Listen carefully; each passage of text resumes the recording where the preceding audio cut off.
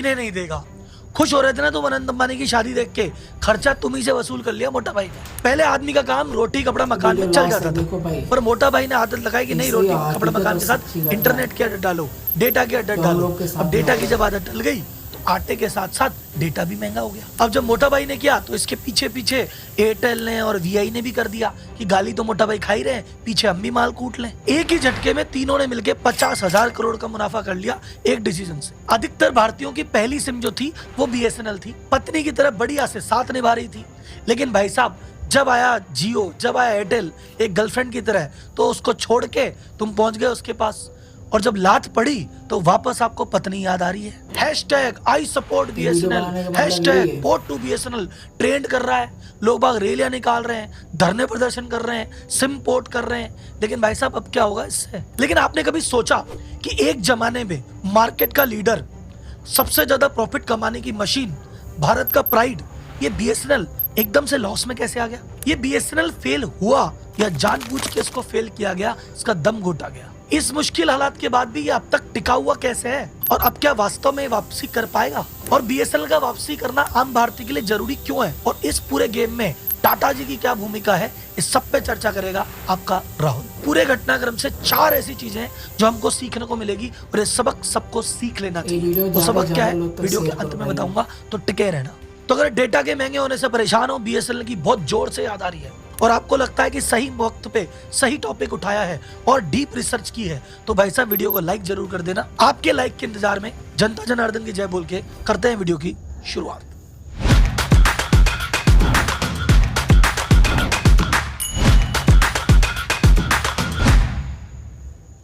सबसे पहले शुरू करते हैं बीएसएनएल की शुरुआत कैसे हुई। बीएसएनएल की फुल फॉर्म है भारत संचार निगम लिमिटेड। कुछ लोग मजाक में कहते हैं भाई साहब नहीं लगेगा, वो उसकी नहीं है, वो मीम है। इसकी शुरुआत हुई थी अक्टूबर 2000 में। पर्पस सिंपल सा था, देश के कोने कोने तक कनेक्टिविटी पहुंचा दो, आम आदमी आपस में कम्युनिकेशन कर पाए, और भाई साहब ये जो सुविधा है ये सस्ती हो।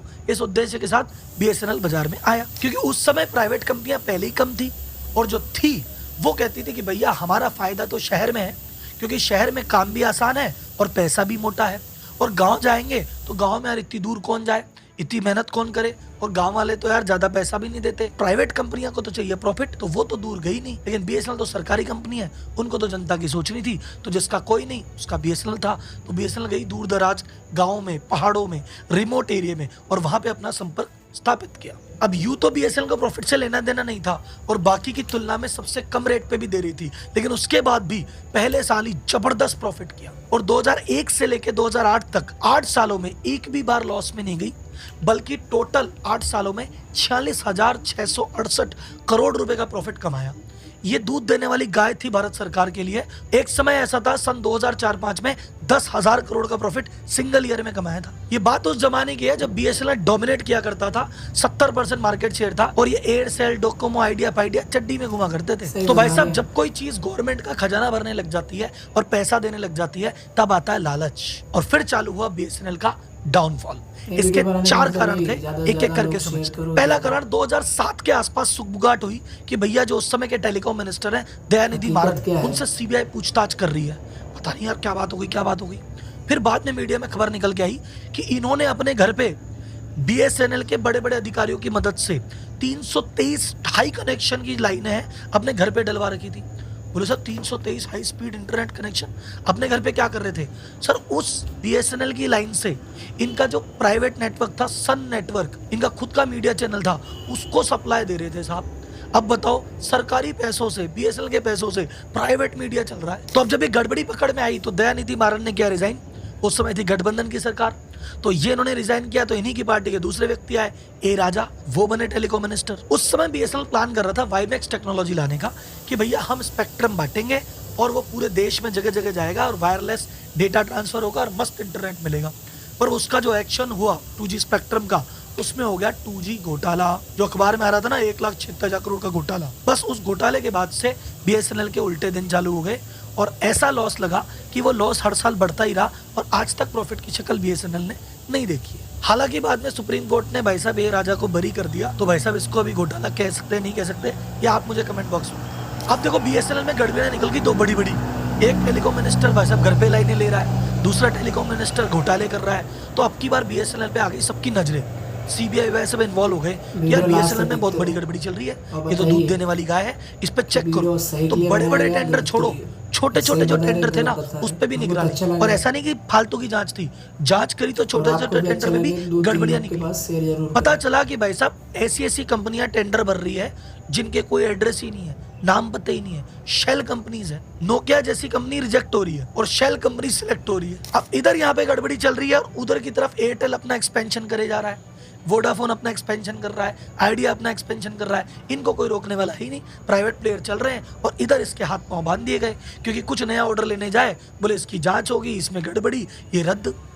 ऐसा ही एक और किस्सा हुआ उस समय प्लान हुआ कि 9,30,000 जीएसएम की लाइनें बिछाई जाएगी और ये इतना बड़ा प्रोजेक्ट था। उस समय इसकी वैल्यू थी $10 बिलियन, यानी आज के भाव में देखा जाए तो 80,000 करोड़ का प्रोजेक्ट। अगर ये प्रोजेक्ट हो जाता तो विश्व के सबसे बड़े प्रोजेक्ट में से एक प्रोजेक्ट होता है। फिर उसमें भी गड़बड़ी, सरकार ने कहा ये बीएसएनएल के नाम पे कुछ भी टेंडर निकलता है उसमें फिर गड़बड़ी, फिर जांच, और दो मंत्री तो हट गए। क्या करें, बोले यार प्रोजेक्ट ही बंद करो, कुछ नहीं कर रहे नया। तो उसमें भाई साहब नया इक्विपमेंट खरीदना ही नहीं, नए टावर लगाने ही नहीं, जो पड़ा है उसको चलने दो। तो इस तरह से उसके हाथ पांव बांध के बीएसएनएल को पटक दिया साइड में, और इधर प्राइवेट प्लेयर मनमाने तरीके से आगे बढ़ते रहे। ये था सबसे प्रमुख कारण जिसकी वजह से बीएसएनएल की ग्रोथ एकदम से रुक गई। सेकंड सबसे बड़ी गलती, रूड स्टाफ और इनका अग्रेसिव बिहेवियर। सरकारी कंपनी थी तो बीएसएनएल के कर्मचारियों में घमंड, अरे साहब हम मार्केट लीडर हैं, हम करेंगे तो है, हमारे आगे कौन। सपोज मुझे ब्रॉडबैंड का कनेक्शन लेना है, एक प्राइवेट कंपनी को एयरटेल को फोन लगाऊंगा ना, एयरटेल वाला अगले दिन आएगा, कनेक्शन लगाएगा, एक आईडी लेके चला जाएगा। अब मुझे बीएसएनएल का लगाना है, मैं पहले उनके ऊपर जाके एप्लीकेशन दूं, फिर भाई साहब वो आएंगे, देखेंगे, फिर बोलेंगे 7 दिन में लगेगा। फिर भाई साहब अगर काम न करे तो मैं जाके कंप्लेन की एप्लीकेशन दूं, और मैं बाल पकड़ लूंगी तो चल ही नहीं रहा तो फिर हटाने के लिए एप्लीकेशन दूं। एक मैं रिसर्च के दौरान खान सर का वीडियो देख रहा था, तो खान सर ने कहा कि उस समय मैंने भी एक बार बीएसएनएल लिया था। जिस व्यक्ति ने बीएसएनएल का ब्रॉडबैंड लगाया है उसने अपने दिल से बद्दुआएं दी है, ऐसी सर्विस थी। ये खान साहब के शब्द हैं और इस बात से मैं भी सिमिलर हूँ। मुझे भी याद है मेरे पहले ऑफिस में मुझे बीएसएनएल का कनेक्शन लिया था तो मैं ऑफिस से ज्यादा बीएसएनएल के ऑफिस बैठता था कि हे भगवान चला दो इसको। तो भाई साहब जनता त्रस्त थी, ऑप्शन ढूंढ रही थी, जैसे ही ऑप्शन मिला जनता कूद पड़ी। तीसरा सबसे बड़ा कारण जो सबको दिख रहा है, जियो की एंट्री। जियो ने आके कहा भैया सस्ता इंटरनेट नहीं, जियो ने आके कहा फ्री का इंटरनेट ले लो, और सुनो 3G नहीं 4G ले लो। और जनता को जब एक बार 3G की जगह 4G का चस्का लग गया तो इधर तो भाई साहब बीएसएनएल आधा अभी 2G पे पड़ा है, थोड़ा बहुत 3G पे है, और इधर बात हो रही है 4G की। तो कौन जाएगा 2G 3G में जब 4G अवेलेबल है। बीएसएनएल तो छोड़ो साहब, उस समय तो टाटा डोकोमो भी गया, एयरसेल भी गया, वोडाफोन का शेयर टूटा, आइडिया का शेयर टूटा, ये तो दोनों हाथ मिलाए तब जाके जिंदा है।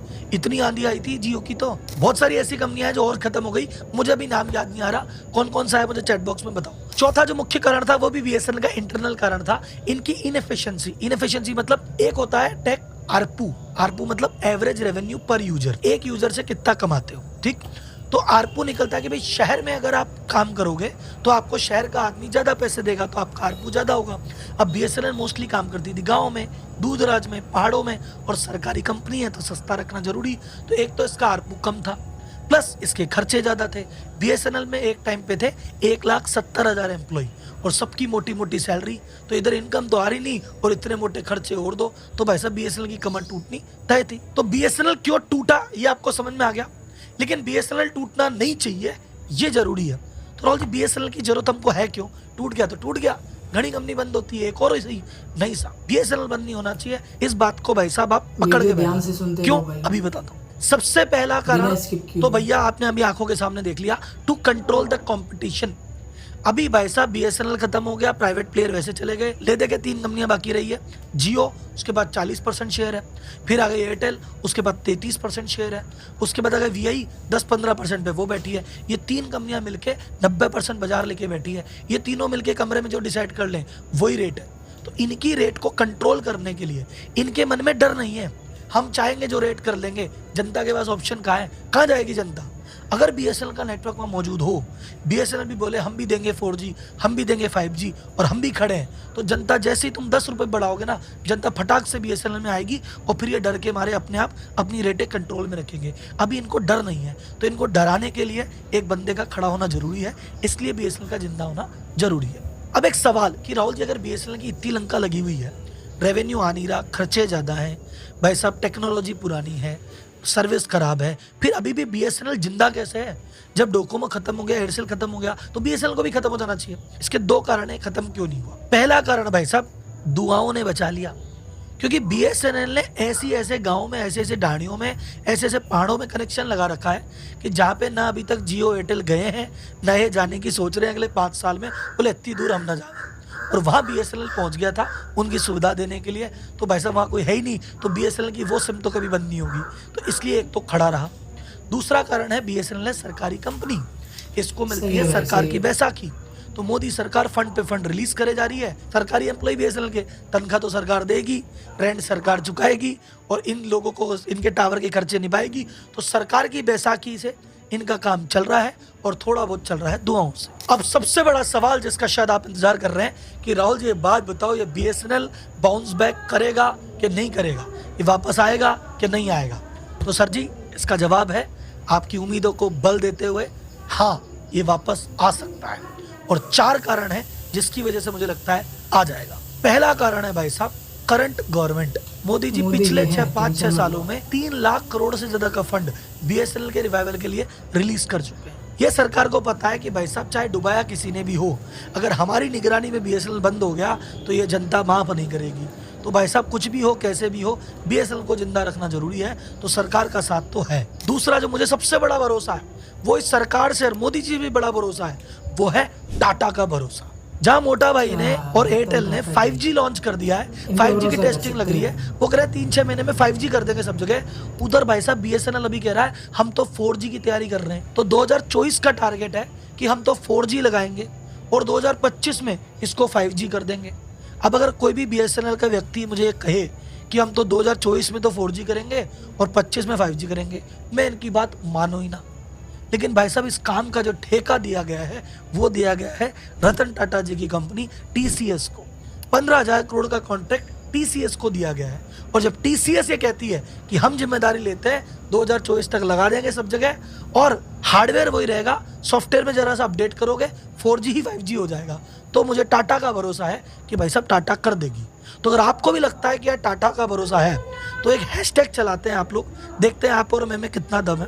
हैशटैग टाटा का बीएसएनएल। तो देखते हैं साहब टाटा को और बीएसएनएल को अपना कितना समर्थन है, क्योंकि आवाज़ तो उठानी पड़ेगी। अगर आपने आज आवाज़ नहीं उठाई तो फिर ये जियो का जो आज डेटा है कल रेट डबल भी हो जाएगी, कर क्या लेंगे। तीसरा कारण है एफिशिएंसी। एफिशिएंसी मतलब गवर्नमेंट को समझ में आ गया है 1,70,000 जो आदमी है इसका बोझा हम नहीं उठा पाएंगे, तो उन्होंने वीआरएस की स्कीम निकाली है। तो बहुत सारे ऐसे व्यक्ति जो उस समय के थे, जो आपको रूड बिहेवियर लग रहा है, बहुत सारे ऐसे लोग उस समय के रिटायर हो गए। बहुत सारे ऐसे लोग हैं जिनको पकड़ पकड़ के सरकार ने वीआरएस दे दिया। अभी जो नई भर्ती हुई है वो भाई साहब इस गलती से सीख चुके हैं कि भाई साहब क्योंकि लॉस में गई, इतने लोगों को वीआरएस लेना पड़ा, तो अब शायद इनको अक्ल ठिकाने आ गई है और अब वो रूड बिहेवियर नहीं देखने को मिलेगा और शायद अब एफिशिएंसी से काम करने लगे। ये मुझे थोड़ी सी उम्मीद है। चौथा जो सबसे इंपॉर्टेंट कारण लग रहा है, जिस चक्कर में मैं वीडियो बना रहा हूँ, भाई साहब पब्लिक सपोर्ट में उतर गई है। पब्लिक पहले बीएसएनएल को इग्नोर करके बैठी थी और भाई साहब फ्री के लालच में जियो के पास घुस गई थी, एयरटेल के पास घुस गई थी। अब इनको जब लात पड़ी है तो इनको समझ में आ गया कि प्राइवेट प्लेयर किसी के सगे नहीं है, निहाल तो भैया बीएसएनएल ही करेगा। तो एक गुस्सा आ गया है जियो के प्रति, एयरटेल के प्रति। लोग बाग पोर्ट कर रहे हैं, लोग बाग दूर जा रहे हैं, एक मन में खटास सी है। और जैसे पहले बीएसएनएल का ऑप्शन ढूंढ रहे थे कि बीएसएनएल से दुखी है कोई और मिले तो जाए, अब इनका ऑप्शन ढूंढ रहे हैं। तो अगर भाई साहब अब बीएसएनएल मौके पे चौका लगा गया तो एक बार में पूरा मार्केट शेयर खींच ले जाएगा। जैसे भी बीएसएनएल ने एक प्लान लॉन्च किया है 1515 रुपए में साल भर का प्लान। लो बताओ, ऐसा प्लान अवेलेबल ही नहीं है किसी भी कंप्यूटर के पास। अब इसके चक्कर में बहुत सारी पोर्टिंग हो सकती है। तो सर अगर बीएसएनएल रिवाइव कर गया तो फ्यूचर क्या होगा? फ्यूचर में या तो जियो को, एयरटेल को अपनी रेट गिरानी पड़ेगी, और अगर नहीं भी गिराई तो भविष्य में अगले 2-5 साल तक बढ़ाने की तो सोचेंगे ही नहीं। अब इस पूरे प्रकरण में 4 बातें सीखने को मिलती है, और ये 4 बातें भैया गांठ बांध के रख लेना, नहीं तो जिंदगी तुम्हें लेसन सिखा रही, सीख लो, नहीं तो फिर लात मार रही है। तो पहली बात, किसी भी चीज की आदत मत डालो। आज तुम्हारा फायदा इस क्यों उठाया जा रहा है, शोषण क्यों हो रहा है, तुम्हारी आदत पड़ गई, बिना उसके रह नहीं पाओगे, इसीलिए तो हो रहा है। तो आदत पड़ी तो मरे, इसलिए किसी चीज की आदत नहीं डाली। दूसरी लर्निंग, जिंदगी में कुछ भी फ्री नहीं मिलता।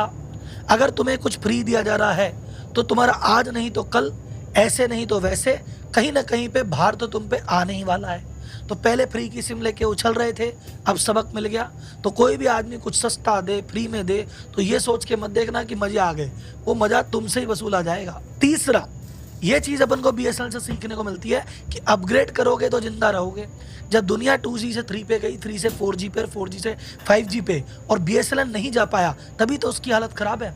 मान लो कितना करप्शन हो रहा है, कितने ही एम्प्लॉई हैं, लेकिन अगर ये साथ के साथ 3G 4G 5G जाता तो भाई साहब बीएसएनएल के इतने बुरे दिन तो नहीं आते, क्योंकि ये बदला नहीं, इसलिए मारा गया। और चौथा, last but not the least, ज़्यादा घमंड ठीक नहीं है। ज़्यादा घमंड रावण का ही नहीं रहा। तो जियो एयरटेल को लग रहा हम ही मार्केट के बादशाह हैं, चाहे जो कर लें। भाई साहब ये घमंड भी टूटेगा, बीएसएनएल को वापस आने दो। तो भाई साहब वीडियो यहाँ पे होता है खत्म, लेकिन अपना काम खत्म नहीं हुआ है। अभी ट्विटर पे जाना है, हैशटैग टाटा का बीएसएनएल डालना है, अपने विचार डालना है और नंबर 1 इसको ट्रेन कराना है। ठीक है, अगली वीडियो में अगले मुद्दे को लेके फिर आएंगे। तब तक के लिए राम राम भाई, जनता जनार्दन की जय हो। तो हेलो दोस्तों, कैसे हो? आई होप आप सब अच्छे होंगे। एक वीडियो देख लिया आपने। एक वीडियो बनाने का मतलब यही है कि भाई हम लोग के साथ में बहुत अत्याचार हो रहा है। देख रहे हैं जैसे कि आप सब कि हम लोग पहले तो जियो वाले ने आदत लगा लिया फ्री का सिम देने लगे। सिम देने के बाद अभी 4G का आदत पड़ गया। अभी आदत पड़ने के बाद रिचार्ज कितना महंगा कर रहे हैं, सब चीज़ बढ़ाने में अभी गरीब आदमी कहाँ से कहाँ कर पाएगा। तो इसीलिए हम लोग अभी साथ में जुटना है, जुट के सीधा सिम को अपना पोर्ट करा के बीएसएनएल में करना है। बीएसएनएल का भी नेटवर्क अच्छा पकड़ता है, ऐसा नहीं है, लेकिन हाँ भाई 4G नहीं पकड़ पाएंगे, लेकिन यहाँ पे 3G अपना आराम से कॉलिंग भी सब हो जाएगा, वीडियो कॉलिंग सब चीज़ हो जाएगा। तो इसीलिए ज़्यादा से ज़्यादा सपोर्ट करो बीएसएनएल को, और अपना जियो, वी और एयरटेल को बंद कर दो भाई। वीडियो बनाने का मतलब यही होगा। वीडियो अच्छा लगे तो ज़्यादा से ज़्यादा शेयर करो। चलता हूँ नेक्स्ट वीडियो में, तब के लिए जय श्री।